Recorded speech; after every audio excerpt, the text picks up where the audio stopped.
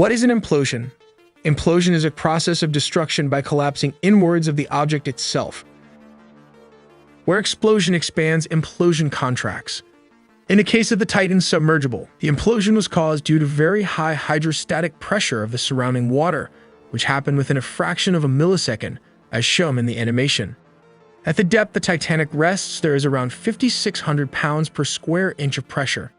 That's almost 400 times the pressure we experience on the surface.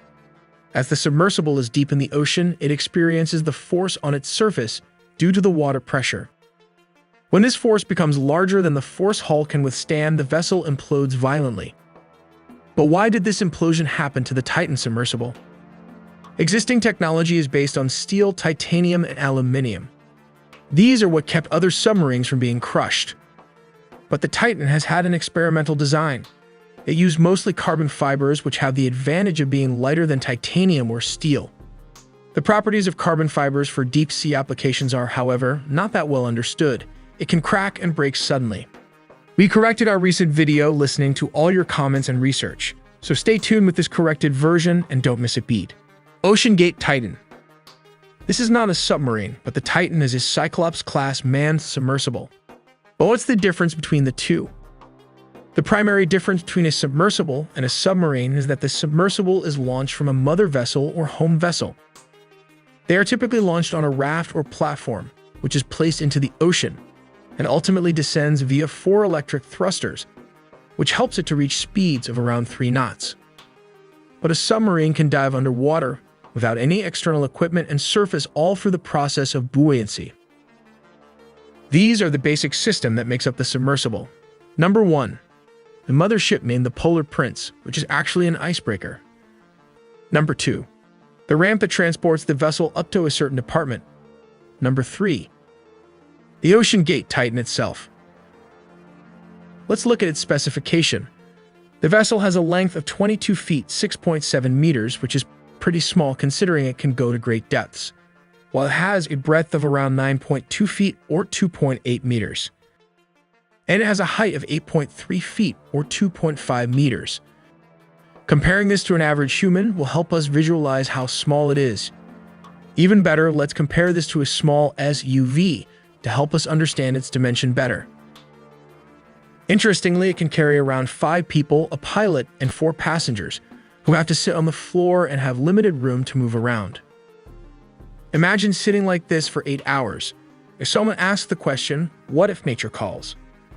Yes, there's a toilet on the submersible, but it is only separated from the rest of the capsule by a privacy curtain located at the front of the submarine.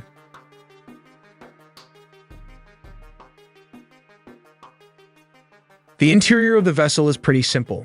You will have a joystick, which is actually a video game controller, and 2 monitors to help steer the vessel. One is for the sonar, and the other one placed on the side is for steering the submersible. This is probably one of the basic deep diving submarine you will ever see. Let's move outside the submersible to understand the engineering behind it. These are the 4 electric thrusters that help steer the vessel. 2 inner space thrusters are placed in a horizontal position as shown here, and 2 more are located on both sides of the vessel are placed in a vertical position. At the back is the electronics equipment and most probably contains oxygen and navigation system. It is an unmanned part of the vessel that also has the ability to even recycle some of the carbon dioxides and pump back the regenerated 50% oxygen into the cabin. This is one of the main reasons the submersible vessel has a 96-hour oxygen as claimed by the company. Interestingly, this is the entrance made up of titanium and opens up just like this. This is the camera of the vessel, which can be viewed from one of the 2 monitors. At the front are 4 lights required for deep-sea diving. With all this equipment, the submersible can go up to depths of 4,000 meters or 13,000 feet at a speed of 3 or 4 knots. Now that we have established the basic functions, let's take a look at how this works. Step number 1. Mothership, which is the Polar Prince, anchors at a particular spot where the Titanic shipwreck is located. Step number 2. The ramp slowly disembarks from the mothership along with the Titan submersible. Step number 3. It will slowly descend to a certain depth. Step number 4. The small Titan submersible will disengage from the assigned platform. Step number 5. Titan will slowly descend at a low speed of 3 or 4 knots. Step number 6. The pilot will use the joysticks to pilot the vessel. This is how it works. Moving the joystick controller just like this will propel the vessel forward. Tilting the controller back will reverse the vessel with the help of the electric thrusters. If the pilot wants to turn left or right, he will just have to twist the controller and the effects will be as shown in the animations.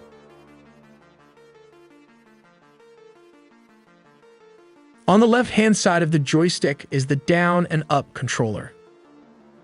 Tilting the controls forward results in the downward descent of the vessel, and pushing the controllers down results in the upward movement of the vessel.